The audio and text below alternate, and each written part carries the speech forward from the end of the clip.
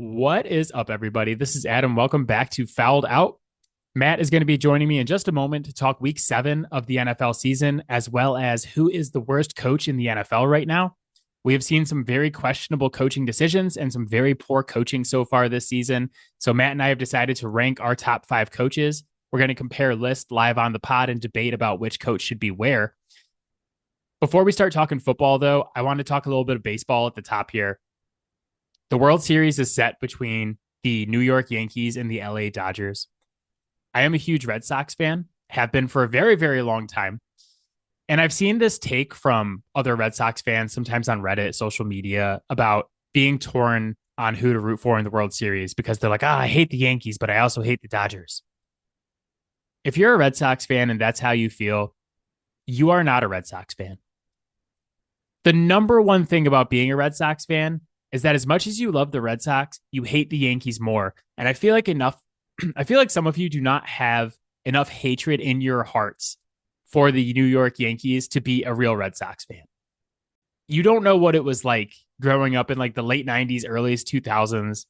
I mean, I'm sure my dad is sitting there somewhere like, yeah, you don't even know what it's like in the 90s and 2000s from his entire life of having to watch the goddamn New York Yankees win World Series. I hate this team. I hate this franchise more than any other sports franchise, and I cannot wait to watch the Dodgers shove this World Series up their ass because the Yankees got here playing the Royals and the Guardians. And if any of you listening to this can name 5 players on either of those teams, I will send you a free fouled out hat without looking it up. Don't look it up. Name 5 guys in that lineup, and I will send you a fouled out hat for free. They don't deserve to be here.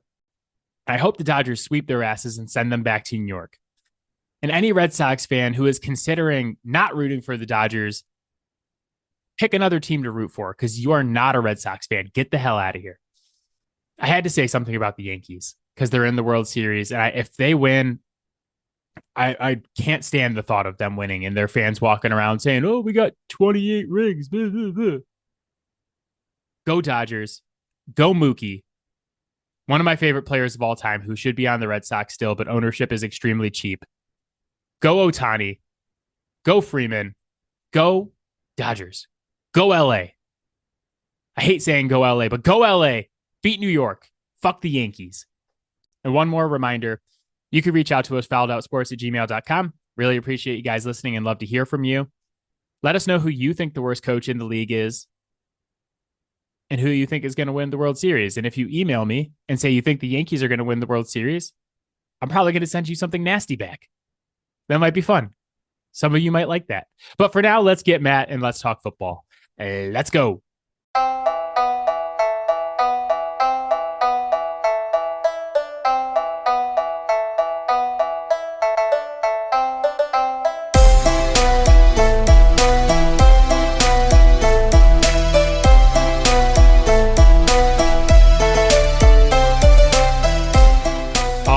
Matt is here. Matt, how you doing, buddy?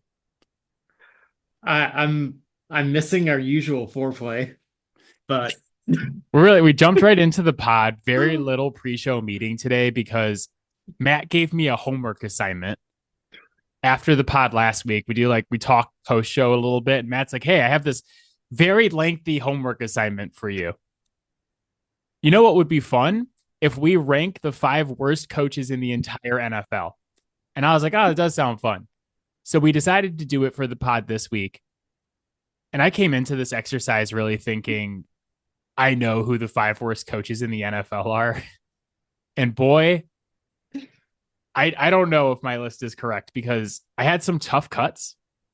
I have 5 guys on my list. We ranked it from 5 to 1, and we're going to compare our list and debate a little bit here.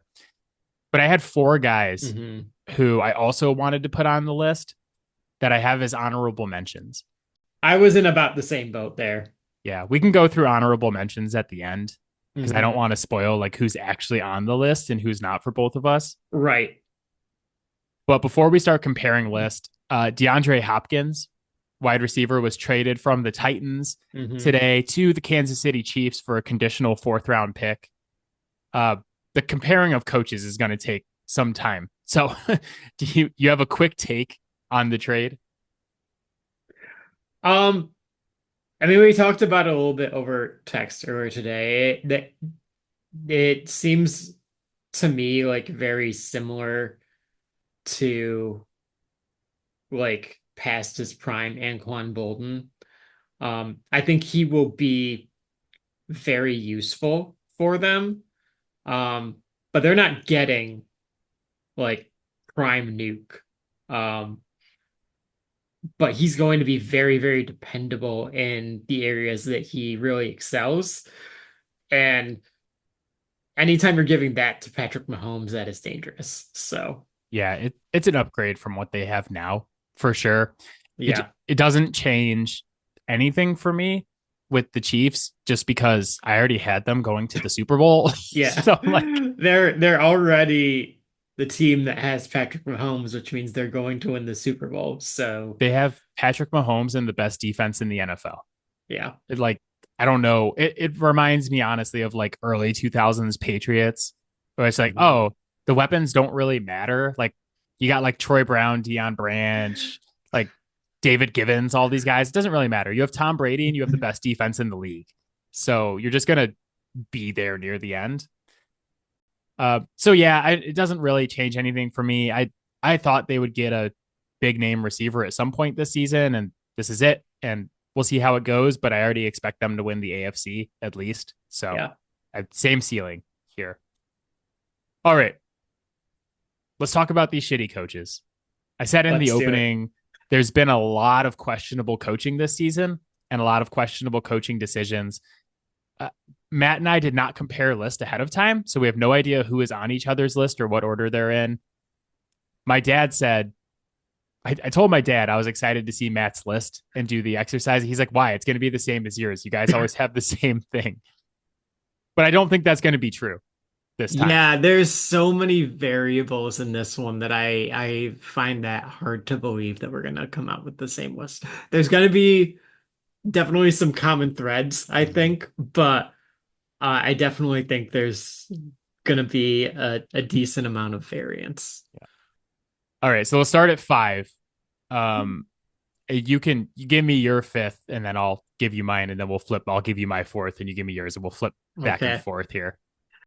Yeah, mine's Nick Sirianni. Granted, the Eagles have bounced back record-wise this year, but I just don't know what he does. I don't understand what he brings to the team. So the players have said this is a player-led team. Um, he doesn't call offensive plays, and if he when he has, it hasn't gone very well. Uh, he's not involved on the defensive side. His first year in Philly, they were 9-8, um, which I think after things flamed out so hard with Doug Peterson, there was an element of getting anyone new in there was going to feel refreshing, and there was a lot of talent on that team. Um, we just didn't know it yet. So then obviously we get the Super Bowl year, and every year since then it has gone downhill. And I look at his career as a head coach, and the only like I think his greatest accomplishment was hiring his coordinators that made him successful, and he has not been able to do that again. So it kind of feels like he got lucky and then wasn't able to replicate anything that helped him be successful. I don't have Nick Sirianni in my bottom 5. I figured. I have him as an honorable mention. He's someone I considered for all of the reasons that you Yeah. stated. Hmm. I just couldn't bring myself to put him in the bottom 5 because he's 38-19 as a coach. Yeah. 67% win percentage is the best in Eagles franchise history for an Hmm. Eagles coach. He has been to a Super Bowl. So he's not doing anything, but he's doing something right. Like he's staying out of the way enough to let the team be somewhat He's successful. he's being in the right place. Yeah. That's the only thing that he's doing right. But I look at the other coaches on my list and I'm like, you are actively sabotaging your teams. Yeah. But Well, but the thing is that like he kind of even when he opens his mouth, like it's bad, yeah, no, right? he's like a psychopath. He's a Yeah, and it's crazy just guy. like, yeah, nope, like there's enough of him yelling at fans that I'm just like, yeah, you know what? There's some other guys that I want to put on here. Is that not perfect for an Eagles coach though? Like that's such like a if you told me there was a coach of a team that was screaming at the fans after a loss, I'd be like, that's the Eagles. Yeah, That's 100% the Eagles. I So think the thing Philly. that makes it fit so much more is that it's not just opposing fans because he's done it to Eagles fans. No, that I'm saying if you told me he was yelling at his own fans and Yeah, telling them like telling them I off, know. I'd be like that was an Eagles coach. He's so perfect for the city of Yeah, Philadelphia. So, uh, just because he fits doesn't mean it's good. my number 5 is Arizona Cardinals head coach Jonathan Gannon. I feel like this is odd timing for this because they just beat the Chargers on Monday Night Football, and I started this list, started working on this last week, and I was like, man, I was like, if they beat the Chargers on Monday Night Football, it's going to seem like weird timing, but I'm doing it anyway. He's 7-17 now after that win, and they didn't have Kyler for a large portion of last year. They had to start like Josh Dobbs, and they were somewhat actively tanking with Dobbs going like 1-7, and then it got started winning games, so they had to trade him away. But I have him here for two reasons. One is that Arizona is the number one team that when I watch them over the course of the last couple of years, and especially this year, I'm like, what are we doing? You drafted a supposedly generational talent at the wide receiver position in Marvin Harrison, and you have zero interest in game planning anything for him. Yeah. They don't run plays for him. They don't give him easy catches. He doesn't catch screens or slants or hitches or anything like that. His average depth of target is over 14 yards this season. And they pretty much throw him like fades and hospital balls over the middle. Yeah. And I'm like, this is your best player. This is your best player. And you just not interested in giving him the ball. But his average depth of target is 13th in the league right now. So they're not giving him anything short, no easy catches in space to like make plays.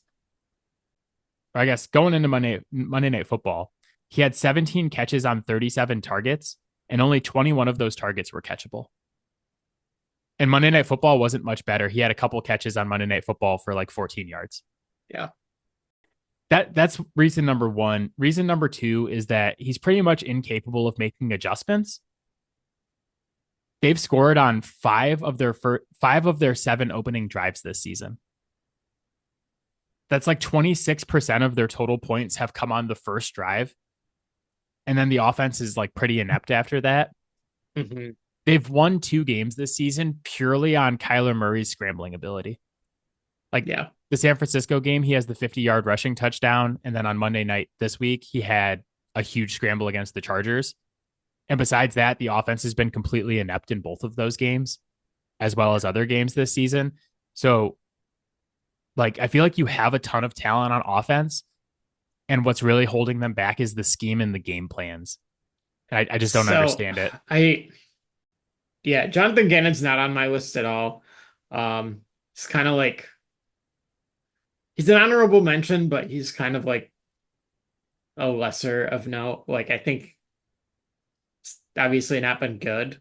Because the wins aren't there, but like I think there's some things that I've seen from some of these other guys that bother me a lot more. However, one of the things with this Arizona team for me that is hard is like how much it's hard to parse out how much of it is the game plan and like how much of it is you're hamstrung by Kyler Murray. I know we want to like yes, Kyler Murray is very talented, but we also know that Kyler Murray does not prepare.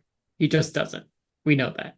Uh, and at this point, like I've given up on him, like coming along as like a true actual NFL starting quarterback that you can ever depend on. Because I mean, at this point, like we would have seen more Yeah. consistency than we would have if it's going to happen. You know what would Um, make Kyler's life a lot easier is easy throws to Marvin Harrison. The yeah, reason you don't have Jonathan Gannon on your list is because you don't have Marvin Harrison Jr. in fantasy football.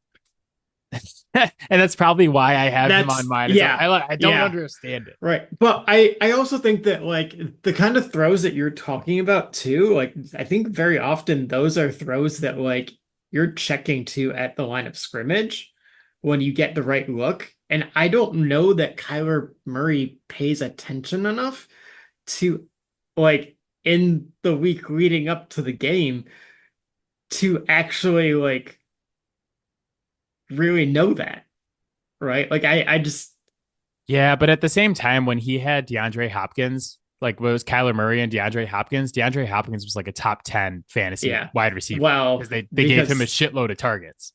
because DeAndre Hopkins, the rule was fuck it, he's down there Yeah, somewhere. he down there somewhere. So Yeah. number 4 on my list, I have Doug Peterson, the head coach of Mhm. the Jacksonville Jaguars. I I know he's on your list somewhere. I just don't know where. This is year 3 with Jacksonville. He is Mhm. 20-21. They are 2-5 this year after starting 6-2 last year and then finishing 9-8. So in his last 16, he's 5-11. And we don't have to spend a ton of time on Doug Peterson because we talk about him all the time on this pod and how bad he is. But I was watching them against the Patriots in London on Sunday. And it's just like, man, there's too much talent on the Jaguars roster for them to be as bad as they are. And I think it's pretty clear if you watch the games that the main thing that's holding them back is that the coaching is awful. And Yeah. it's, we know Doug Peterson was, we talked about this with Nick Sirianni. The best thing he ever did was hire good coordinators. Well, Yep. Doug Peterson got taken to a Super Bowl by having great coordinators. They both left. And ever since then, he's been Mhm. mediocre to horrible. Ugh, when we get to him on my list, we don't have to continue talking about him. But I mean, I think Well, to where is he to on your list? you'll find out. Oh, okay. Even just like looking at his stats in the NFL, like the win loss records kind of like tell you everything that you need to know with him. So 5 years in Philly, year one, 7-9. Okay. They improved to 13-3 the next year. I believe that was their Super Bowl run, Mm-hmm. correct? That Yeah. is. 9-7, 9-7, 4-11-1. So the longer he stays somewhere, the worse they get.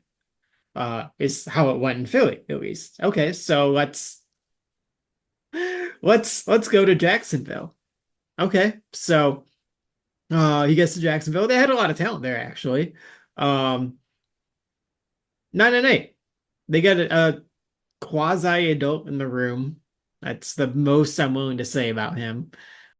9-8 the next year, but like everyone was expecting a step forward. There's no development, right? Um, and now they're 2-5.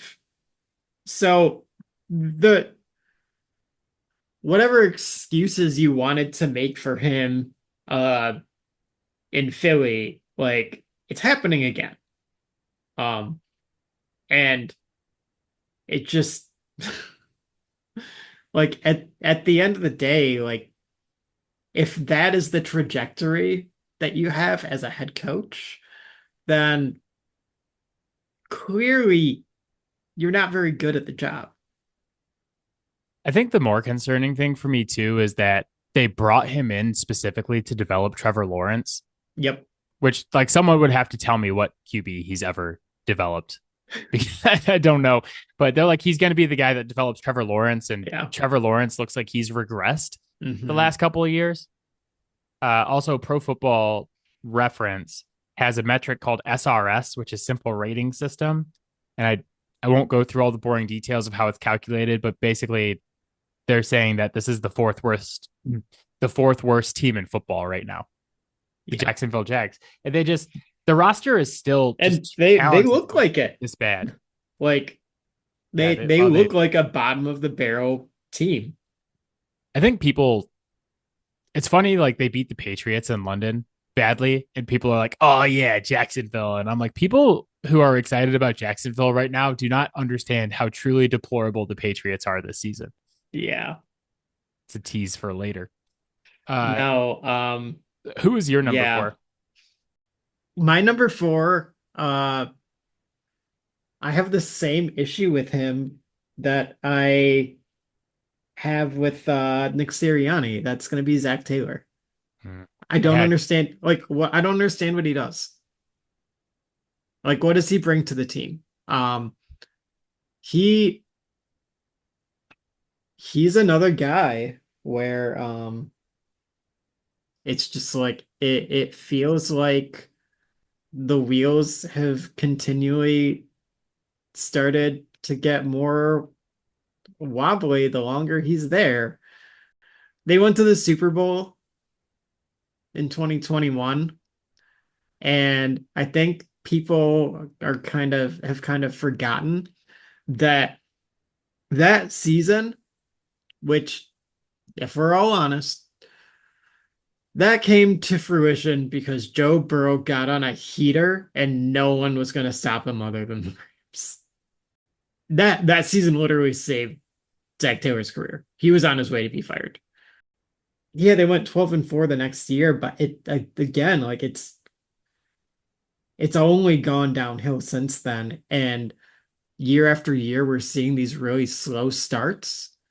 I mean, we're talking like 3 years in a row now. They've had really slow starts, and like that ultimately falls on him. And so like if I'm sitting there not really sure what you're bringing to the table and seeing the fact that like quite frankly your team can't, get off the starting blocks at the start of the season when they have an ideal matchup to start the season in the Patriots. Like I just I'm not gonna make any apologies for telling you that you're a trash head coach. I had Zach Taylor as an honorable mention.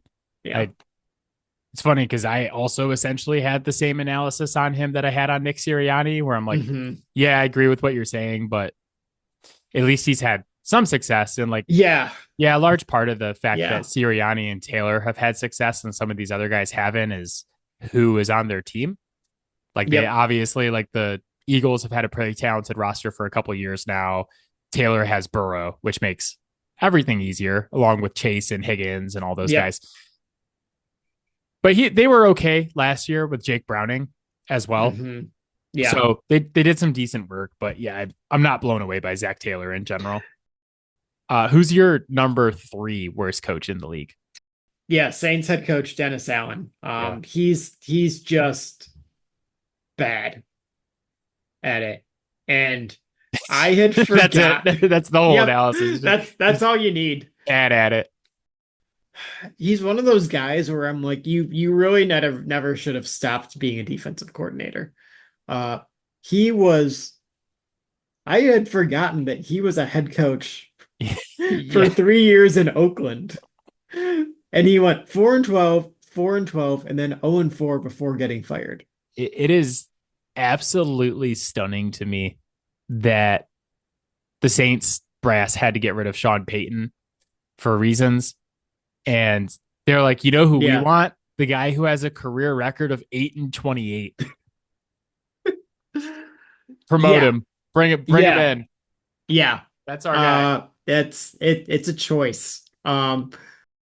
Nothing's gone well And parts of this season, but at least the last 2 years, like they still had an awesome defense, by and large. And that, to his credit, like he's had a large part in that. Obviously, he did was calling the plays for them for a long time and very much probably still is. But the complete and utter inability to create like some sort of offense.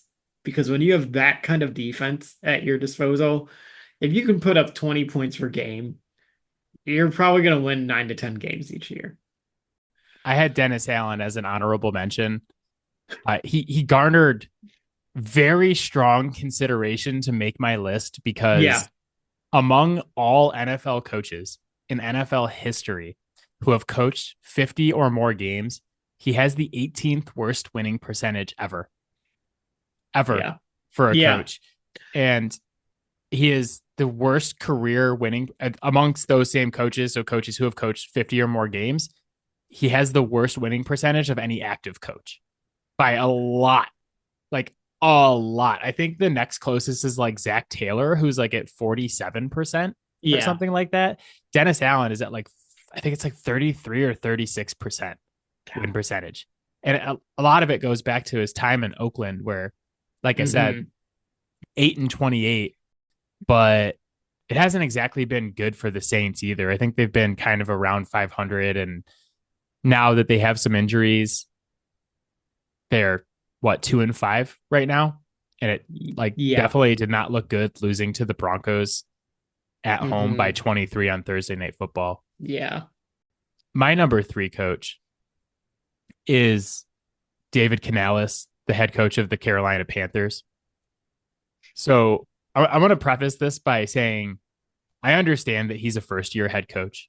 Yeah. And I think he can get better. Obviously, he's someone that we both really liked in the offseason, especially when Carolina like took him away from the Bucks. We were both like, oh, that's a good hire by Carolina. Hmm. But holy hell, the Carolina Panthers are bad. They are last in the league in every conceivable area right now. They are last in DVOA. They're last in SRS, which is the simple rating system I referenced earlier. They are last in point differential. They are last in the expected points contributed by the defense. They are last in points allowed. I can keep going. Last year, they went 2-14 and had a point differential of a negative 180, which was second worst in the league last season. They have played 7 games this season, and they have a point differential of negative 133. For reference, the second worst team in the league in point differential is the Patriots of New England, who are at negative 76. Carolina's point differential is almost twice as bad as the next worst team. Their simple rating system score from Pro Football Reference was negative 9.9 last season. It's negative 18.3 this season. They were last in DVOA last season, negative 35.3%. They are last in DVOA this season with negative 46.8%. For reference, positive 47% is the best score in the league. They're somehow so much worse this season. They were so bad last year, and somehow they've gotten worse.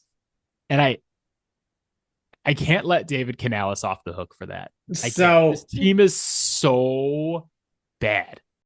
why he's not on my list is I look at this team and how bad they were last year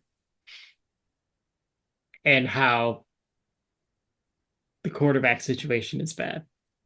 The wide receiver situation, really not much better. They traded Brian Burns, and then Derek Brown goes down for the entire season. Yeah.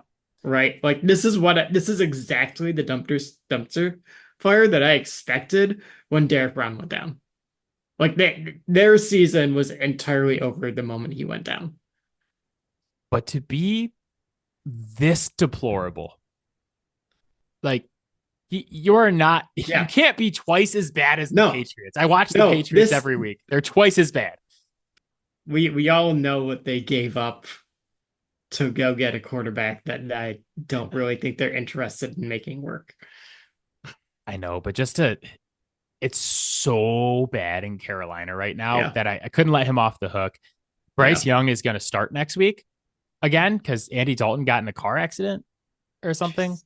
So, yeah, we all have that to look forward to next week. Yeah. My number 2 coach, I'm going to take a shot in the dark and say this is your number 1 coach and that this guy is the reason we're doing this list in the first place. I have Las Vegas Raiders head coach Antonio Pierce. Am I right in my assessment? That is not the person. Oh, He is on my honorable mentions though. he didn't What? make your list?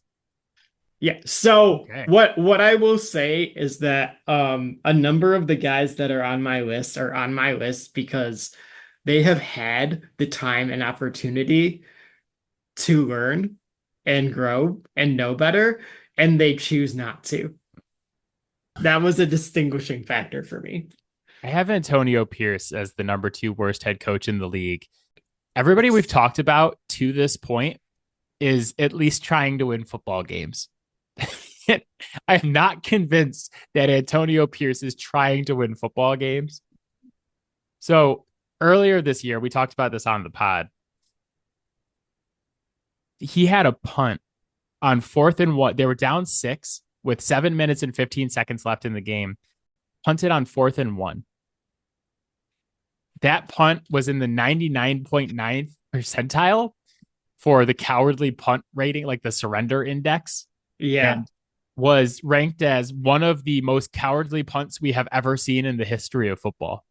And you Yeah. go, okay, maybe he trusted his defense a little bit too much, which was a bad idea. He's still a pretty brand new head coach because he was interim last year and then he went 5-4 and they gave him the job.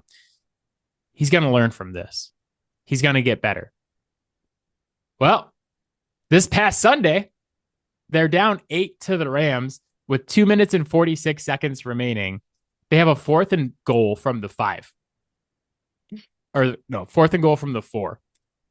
And they get a false start, which backs them up to 4th and 9. And he decides to kick a field goal, which cuts the lead from 8 to 5. And I think anybody that watches football and can do math understands that if you're down 8 or you're down 5, you need a touchdown to win. He just, I don't know.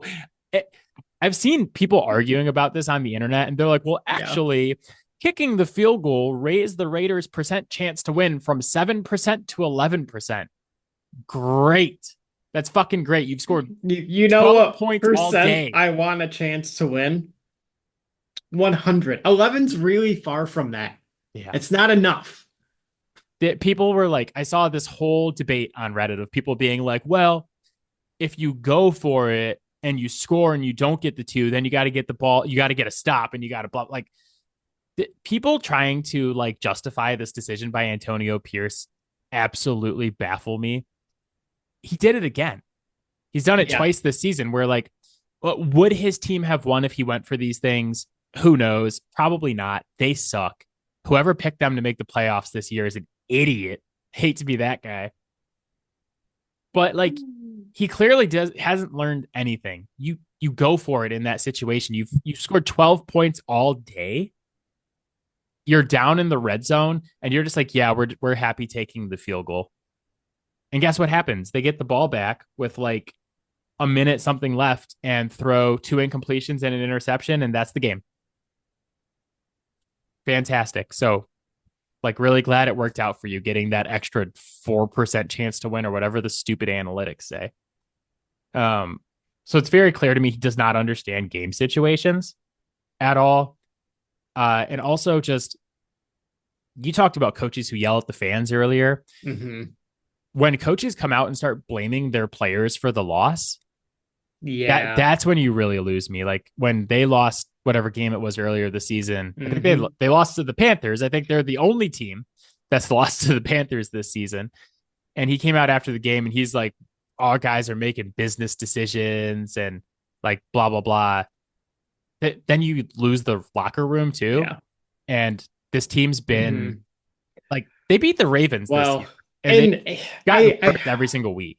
I think the thing that stands out to me about that too is that like if your players are making business decisions, then that means that they don't care about playing for you, Yeah.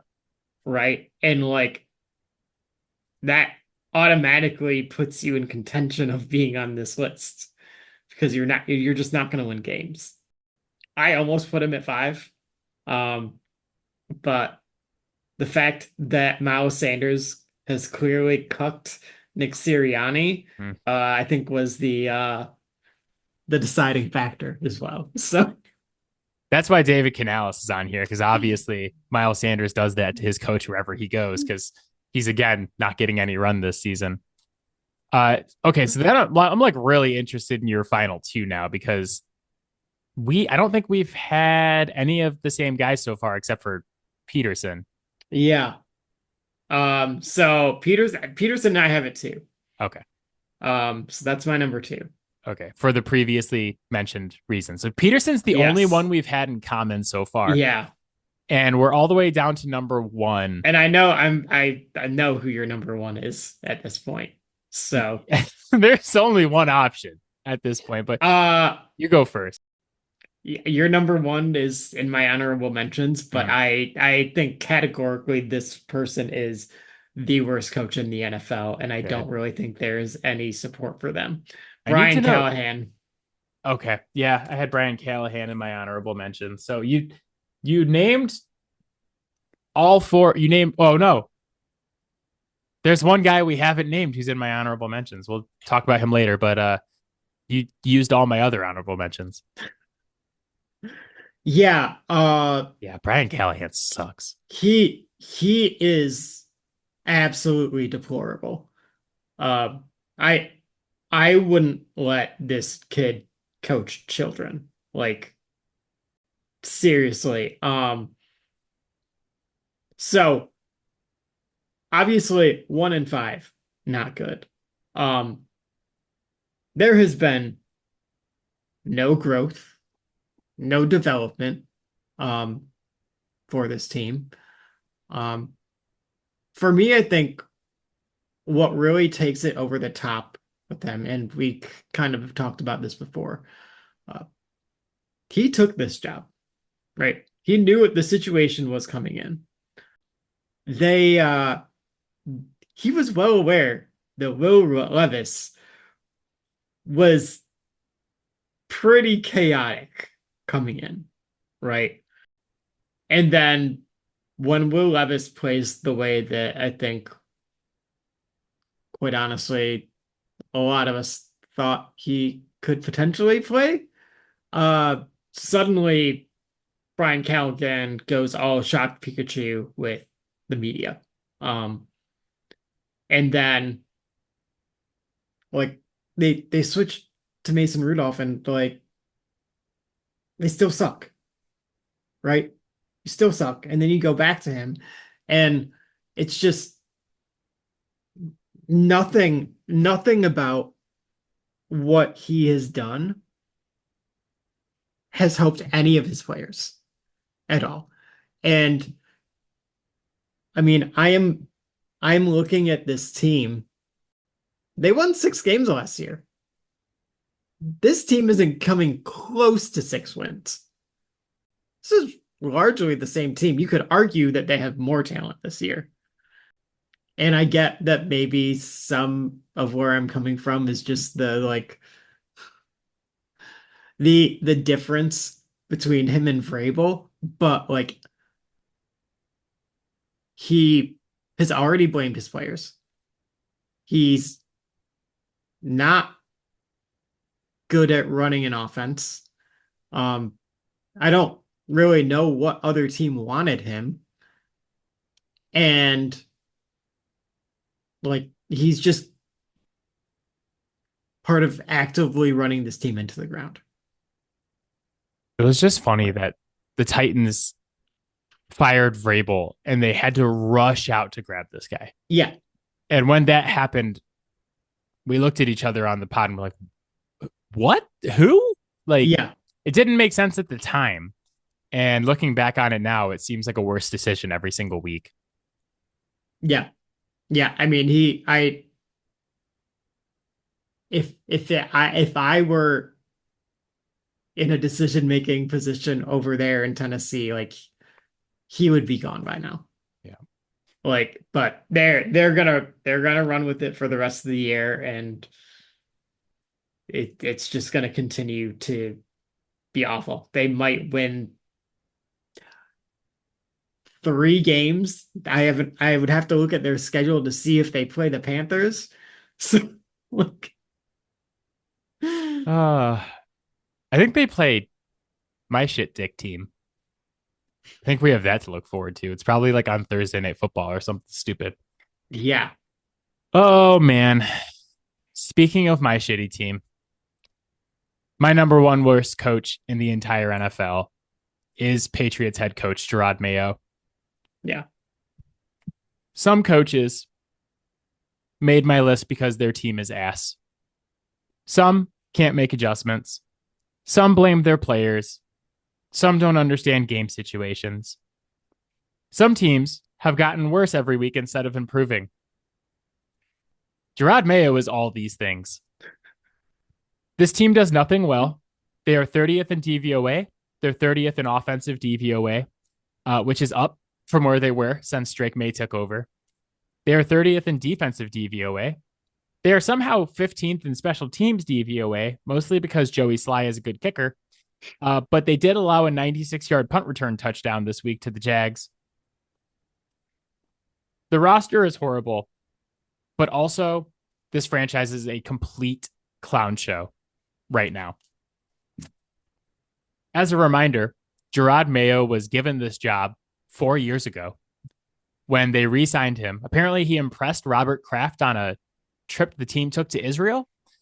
And in order to keep him with the Patriots, they put a clause in his contract that he would be the successor to Bill Belichick.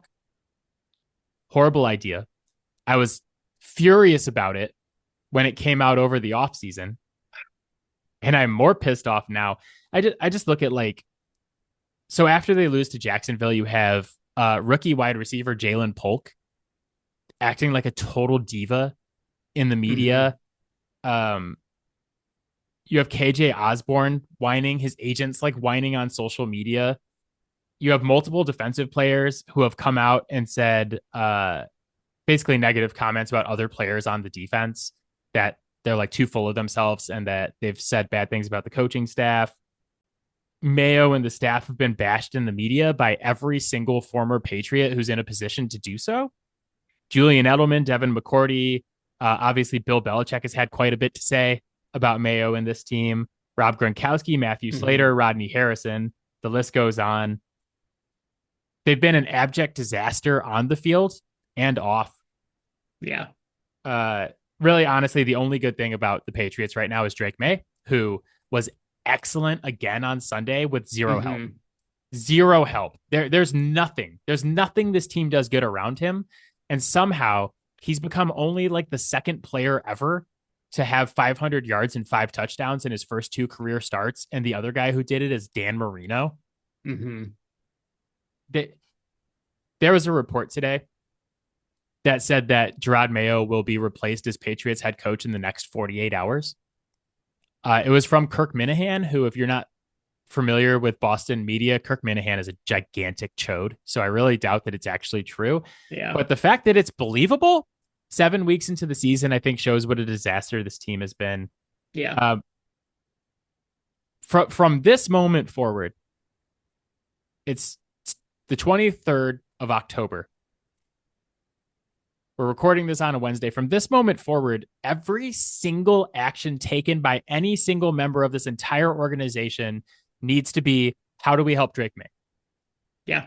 Anybody who works for the Patriots, I don't care if you work in ticket sales. The entire offseason should have been that. No, but at that point. I get it because you just drafted the kid. But if you work in ticket sales for the Patriots, you need to wake up tomorrow and be like, how do I make things better for Drake May today?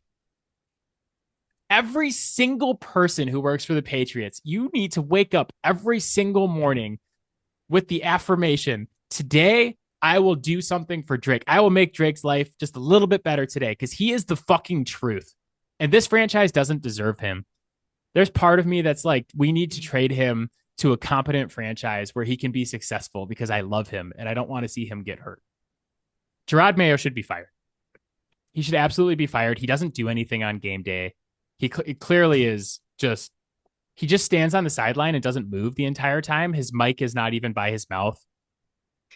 He's getting trashed by everybody. Like he came out this week and was like, this team is soft. And it's like, yeah, man, if only the head coach would do something about that. Yeah. That would really help. And like instantly Belichick is on whichever of the 17 shows Bill Belichick is on nowadays, being like, I feel bad for those players because the coaching staff sucks, basically. So yeah, he's completely clean house. Like we talked about this last week that your boy JT, the QB school, and Kurt Warner were both making fun of the Patriots because the schemes are so bad. They're so simple and people are in the right place. We use motion the least of any team in the entire league, which I don't understand. They do literally nothing to make Drake May's life easier. And Drake May is like, hey, here's 250 more yards and 2 touchdowns, no picks. Yeah. If I was in charge of the Patriots, I would completely clean house. And I would call Ben Johnson, Lions offensive coordinator, and be like, Ben, tell me what the number is for you to come here and coach Drake May. Look, we have Drake May. We have $140 million in cap space.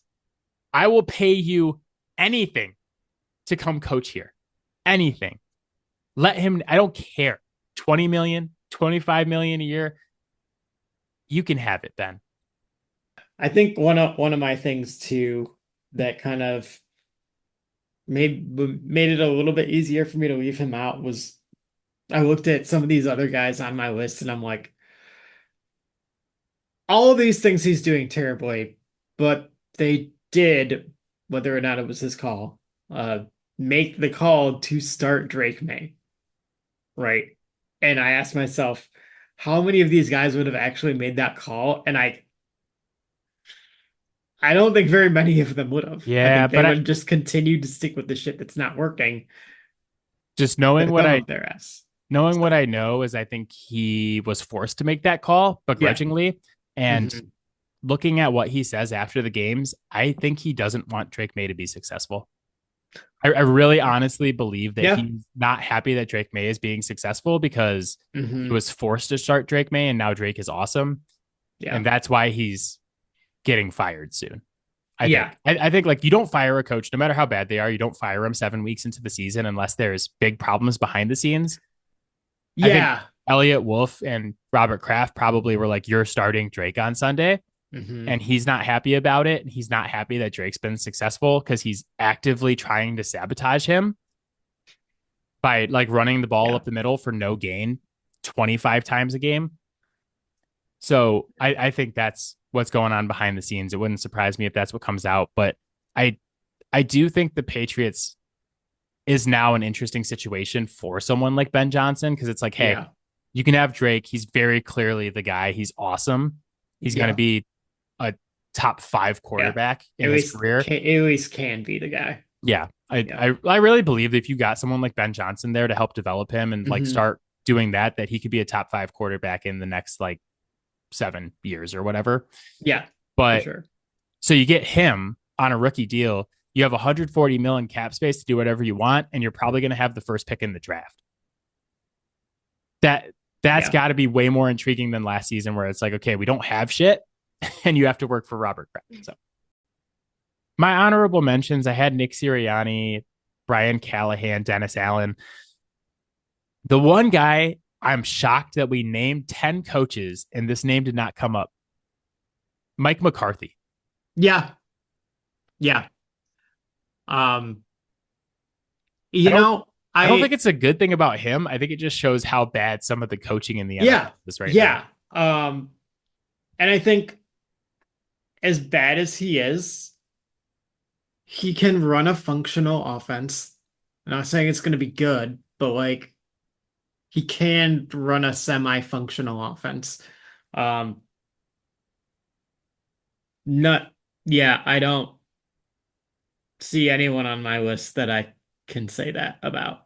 Um, all of the terrible things that I can say about Mike McCarthy, like it's not like he's had like a bunch of like big scandals or like starts yelling at fans that like he's you don't have like tons of stories coming out about like feuds between him and players, which you have with Sirianni, Yeah. I think the like thing about McCarthy is like he's a competent coach. Like he knows what he's doing. He's just not that good at it. yeah, But he knows how to coach, just not good. And yeah. these other guys have like major flaws where it's like, okay, like this guy's bad. But was there anybody else you wanted to name? Did we miss anybody?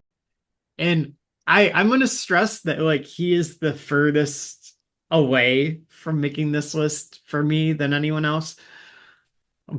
But I'm also gonna add Sean Payton. I think the game has the modern game has started to pass him by. Um, in large part, I think he's getting by this year because Vance Joseph is doing a really, really good job calling that defense, and that is a hire that he went with, so kudos to him. Uh, but God, that offense is dreadful. Yeah, I didn't consider him because like looking at how awful that roster has been with all the stuff that like they traded for Russell Wilson and then he had to deal with the Russell Wilson thing. They still went 8-9 last season. And then now he has Bo Nix, who's objectively horrible as well as a rookie, and they're 4-3. And I'm like, he just Yeah, not saying he's great still. He's not the same guy, but like he is winning more games than yeah. his team should be winning. No, I mean, I think we also need to remember that like Bo Nix is on him. That was his decision, Yeah. right?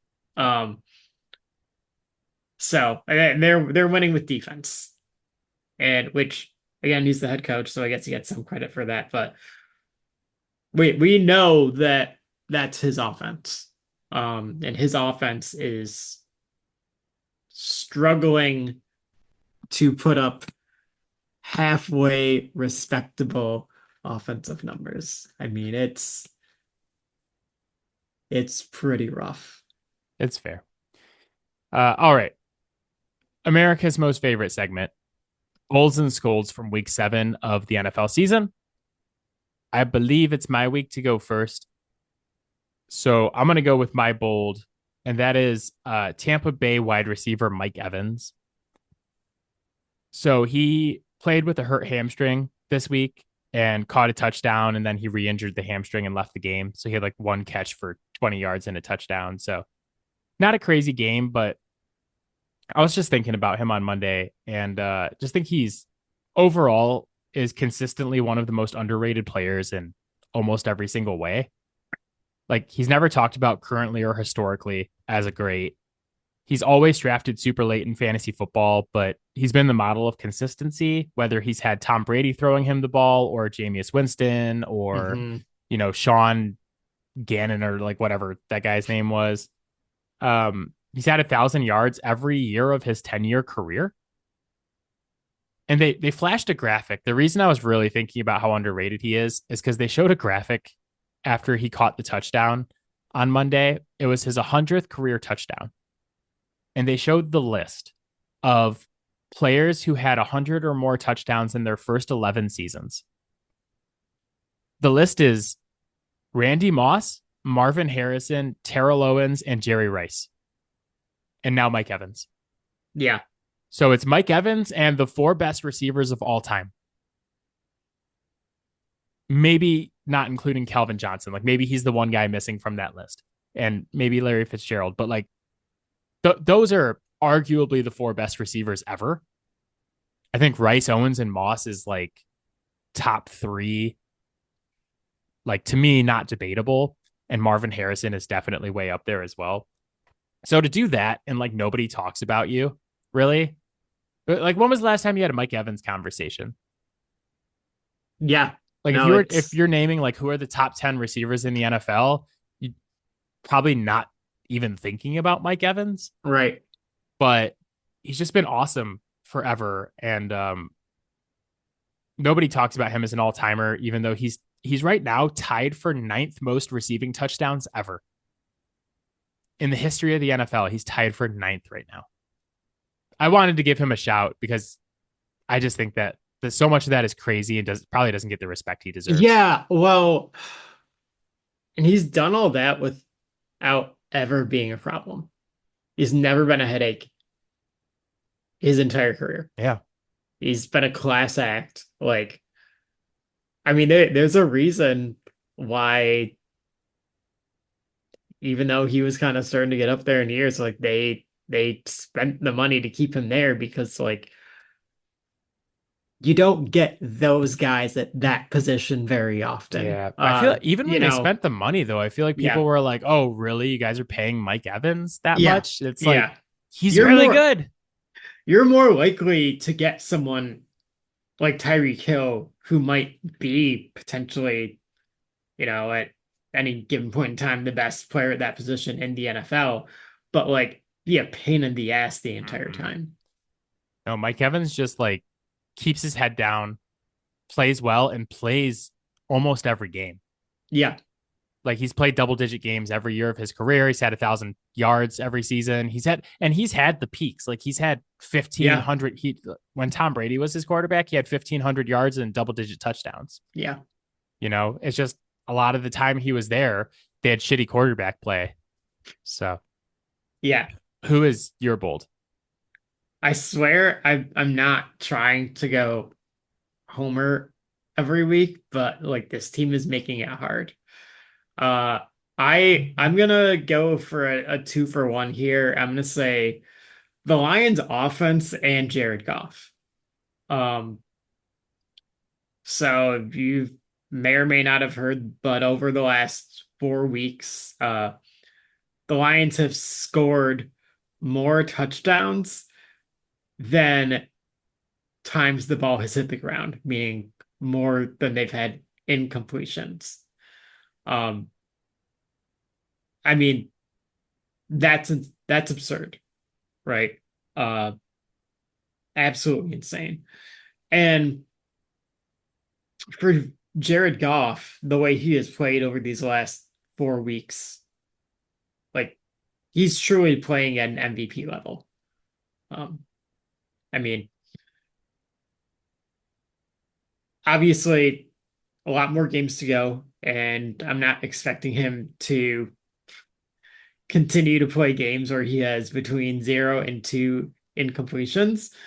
But uh, if he has a handful more games like that the rest of the year, like it's going to be really hard to look at that conversation and not talk about him. Right now, or at least when I looked yesterday, he was sitting at plus 850 odds. And honestly, that might be worth a little dust at this point, because this is an offense that I think we all know is going to keep putting up points. Um, it's a team that I fully expect to keep winning games even without Aiden Hutchinson. And very often MVP ends up going to the quarterback on the best team in a conference. Uh, and Patrick Mahomes is kind of making it easy for the NFC to steal that. So, Yeah, I think the only problem with betting MVP right now is that Lamar Jackson's playing out of his goddamn mind. yeah. Just threw 5 more touchdowns on Yep. Monday. So But yeah, I don't disagree with the Yeah. logic. I watched a video. Division play might make it a little bit harder for him now. So, Yeah. I watched a video yesterday about the adjustments that Ben Johnson made to Minnesota's cover zero mm, blitz and how they brought like Tim Patrick in motion and used him as a blocker to block yeah. the seventh guy or whatever. And I was just like, Hmm. I want this guy to be my head coach so badly it hurts. Yeah. He's so good. All right, my scold for week 7. I'm almost wondering if we're gonna have the same one because we didn't talk about this ahead of time. But my scold is people who defended Deshaun Watson when he Yeah. got hurt this past week. So Deshaun Watson, non-contact Achilles injury, torn Achilles, out for the rest of the season. When he went down, the Browns fans cheered as he was Hmm. hurt and like laying on the ground. And some very notable people came to Deshaun Watson's defense, including LeBron James, Yep. Jameis Winston, Greg Newsome, and most notably, and the guy I really want to talk about, Myles Garrett, Hmm. the edge rusher for Cleveland. I want to read you a quote, a direct quote, word for word, that Myles Garrett said when asked about Deshaun Watson getting hurt. I can't judge him for what he does off the field because I cannot throw stones from my glass house. Excuse me, what? Did he just admit to sexually assaulting 27 women? Why are you living in a glass house when it comes to Deshaun Watson's off the field activities, Myles Garrett? You know, the the best case scenario here is that he's so dumb that he doesn't know what that phrase means. I had to read it multiple times, and I was like, I really think that I hope he misspoke, I but like I I really hope that he just doesn't know what that phrase means. that is a word for Because word quote from what he said. It basically what you're saying is like I can't judge him for sexually assaulting women because I also sexually assault women. yeah, Uh, but I do just want to remind everybody that Cleveland fans were not booing Deshaun Watson merely because he has played as the worst quarterback we have ever seen this season. Deshaun Watson did, in fact, sexually assault nearly 30 women, yep, with cases pending because cases continue to pile against him, yep. although the NFL tries to sweep it under the rug. Hmm. It's baffling to me that anyone would defend Deshaun Watson at this point. I don't blame the Browns fans for cheering when he got hurt. I cheered when he got hurt. Fuck Yeah, Deshaun Watson. seriously. You know, he deserved it. And I'm glad that it happened. Yeah. And I'm glad it was an Achilles, and I hope it hurts. Like people are like, LeBron was like, you guys are really lame for booing him. You don't cheer when people get hurt. And it's like, you know what? When someone sexually assaults 30 women or more and then Hmm. suffers a significant injury, I do cheer for that. It's amazing to me. He's like Cleveland. He did this whole tweet where he's like, Cleveland, I know you and me have gone Yeah. through some ups and downs together, but this was really lame of you. And it's like, you know what, LeBron? Shut the fuck up. Yeah. You don't need to chime in on everything. Who is your scold for week 7? Uh yeah, no, that was definitely mine. It's I just figured we were going to be kind this of in the. like what the fuck? And like this is one of those times where you can say like even just like, hey, I don't necessarily agree with it, but like I can understand the sentiment coming from the fans. Yeah. Or another fantastic option for athletes that they seem to never exercise is to keep your goddamn mouth shut. Yeah. You don't have to say anything. Yeah. You You can don't just have say, to. I don't have anything to say to that. Yeah. But Or I'd rather not answer that question. this is the thing though, is that like he even I'm just after yeah, I'm just here to not get fined. the Marshawn Lynch, the the thing I thought was like on display in full force on Sunday was that he has support in that locker room and in that Mhm. franchise, like even through all the off the field stuff, Yeah. even through all the on the field stuff. Like he's been the worst quarterback we've ever seen this season. We've talked about it for weeks now. Yeah. People in that locker room and in that organization still support him. And I feel bad for Cleveland fans. Like I didn't blame any Yeah. Cleveland fans that switched teams. Like I am like the That was like the first exception that I've been like 100% free pass. yeah, I am like the czar of like you are not allowed to switch teams. You pick whatever team you want when you are a child and you let that team make you miserable for the rest of your life. That's how sports works. But this was the first time I was like, okay, here you go. Here are the fouled out passes for all of you. You're allowed to switch teams one time. You could pick any team you want and go there, but you can't come back. Can't come back. But I feel bad. So like the people who left, I didn't blame them. The people who stayed, I didn't blame them because like the word fan is short for fanatic. And like Yeah. I really honestly don't believe that you could just turn that off if you really care about it that much. So I don't know. I just feel bad for him though, because it's like, man, at least if you were gonna go through all of this, your team could be good. And you could Hmm. just feel bad about rooting for it. But to be horrific and all this, like I don't blame them for cheering. All right. Picks for week 8, gambling picks for week 8. So last week we were 2-2 on the picks and we missed the long shot. The Bengals did cover. They won by 7. So they covered the spread of 6. The Broncos annihilated the Saints on uh, Thursday Night Football. Hmm. And then some stupid garbage time shenanigans made the over hit instead of the so stupid, so bad. Yeah. God, that was Um, so dumb. and then Josh Allen was not able to get into the end zone, although he did have a carry from the 1 yard line that didn't get in. I was like, that was it right there. That was our opportunity. So moving on to week 8. Thursday night football is the Vikings at the Rams. Vikings currently favored by 2.5 points. What you got, Matt? I'm gonna go with the easy one and just take Justin Jefferson anytime touchdown at -115. The Rams pass defense has been pretty awful this year.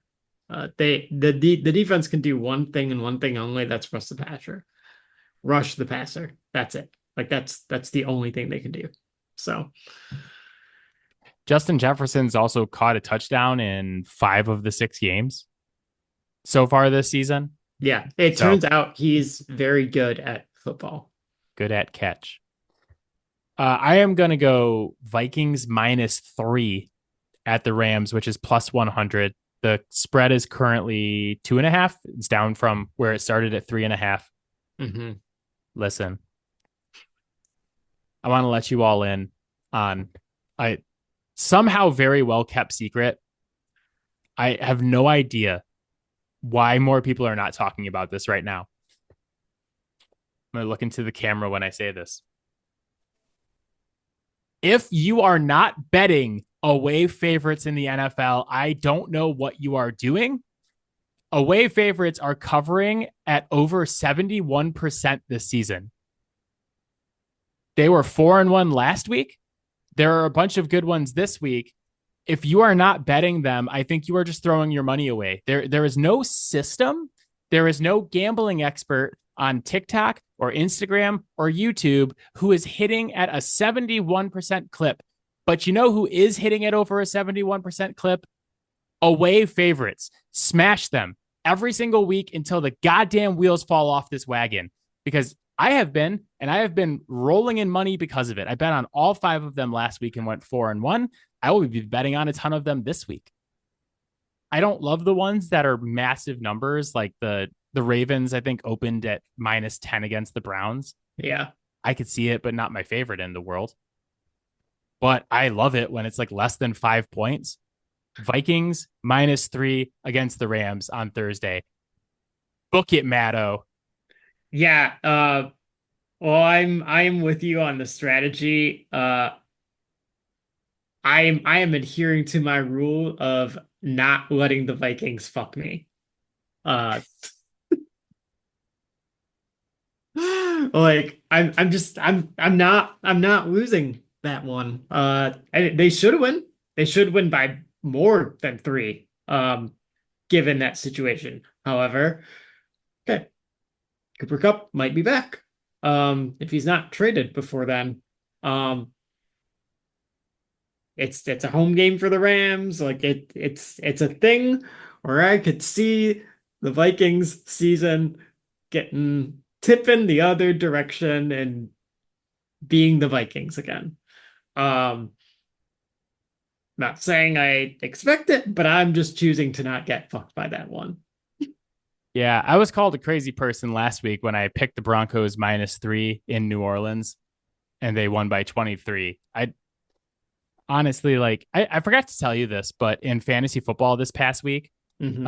I started the Vikings defense against the Lions. Bold move, paid off. They scored 11 points thanks to the fumble return touchdown.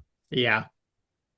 I think they're matchup proof at this point. I think you just start that defense every week and you're just like, yep, that's it. Yeah. That's And why I have them. until you see otherwise, like, Yeah. yeah. So I count more on that. Like I think the Vikings offense is fine. I don't think they're amazing. Yeah. Especially with Sam Darnold, but like I think the Vikings defense is going to take it to the Rams. I don't hate an anytime touchdown for the Vikings defense against the Rams as Yeah. well. So where are you going to go this weekend? And I swear to God, if it's not an away favorite, I'm going to punch you through this screen.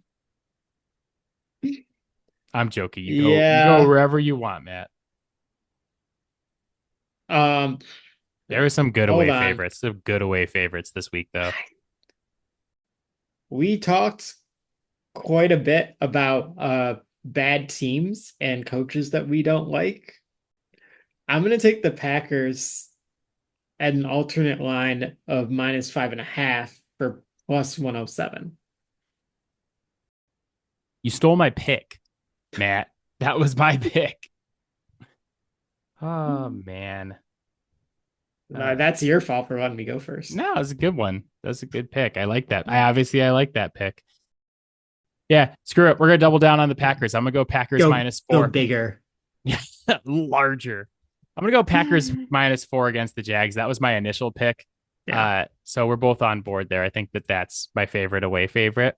Yeah. I want to give you some options for the long shot parlay of the week. Now it's a long shot parlay. Oh no, sorry. It's one of the options is I want to give you some options for the long shot bet of the week. Plus 300 or higher. We have Joe Mixon to score 2 or more touchdowns at plus 350 against the Colts. We have Saquon Barkley to score 2 or more touchdowns against the Bengals at plus 330. Oh, and Kareem Hunt to score 2 or more touchdowns against the Raiders, which is plus 400. Or let me interest you in a parlay. He said, knowing that he would regret this. The Lions to beat the Titans -6.5. These are alternate lines. Lions versus Titans, Lions by 6.5. Ravens versus Browns, Ravens by 6.5. Chiefs versus Raiders, Chiefs by 6.5. It's plus 300. So we got any of those guys to score 2 touchdowns. You could do the parlay option, or the one we should have done against Dallas when we were both in on the Lions. We triple down on the Packers and say Packers by 13.5, which is plus 301. Oof. Uh those last two are a tough call because I like both of them a lot. I I Um, might just bet them in my personal life anyway, along with all of the I'm away favorites. Yeah, honestly. Um, I think like last time we did let's this, like we did this with the Lions at Dallas, where mhm. I was like, I'm taking Lions 3.5, and you're like, I'm Yeah, boosting it up to like 5.5. And yeah, we should have just taken them by like 16 for the long shot. yeah. I say let's go with that one. Let's trust our gut. Okay. Yeah, Um, it's so we're because gonna that that team is in complete and utter disarray, Jacksonville. Like they're I don't think this is going to be the game where they get off that train. Also, kind of underrated here. Jacksonville just spent 2 weeks in London, and now they come back for a 1 p.m. game against the Packers, who have been hot and playing great defense. Like the Packers have the top 2 rated safeties on PFF right now, which like isn't the end all be all, but they've been really good. So, all right. So Vikings -3 versus the Rams. Justin Jefferson for an anytime touchdown. Packers -4 versus the Jags. Packers -5.5 versus the Jags, and Packers -13.5 versus the Jags. Someone out there is like, I'm fucking pounding the Jags money line this weekend. Screw these guys. But that is it for us. As always, Fouled Out can be found on Spotify, Apple Podcasts, Pocket Cast, Overcast, anywhere you get your podcast. You can hit us up on Gmail at fouledoutsports@gmail.com, and you can find our videos on TikTok at Fouled Out Sports Podcast. It is a long name, but you can't miss it. There's a video going up this week about betting away favorites ahead of Thursday Night Football. I swear to God, you all better do it. I don't have anything else to say except for go Packers. Go Pack Go, because we need them to win by a lot. And go Dodgers. I'm going to end this podcast the same way I started it. Fuck the Yankees. FTY. Hate the Yankees. But all right, my friend, I will see you soon. Yep. Bye, guys. Bye, guys. Bye, Robin. Mom.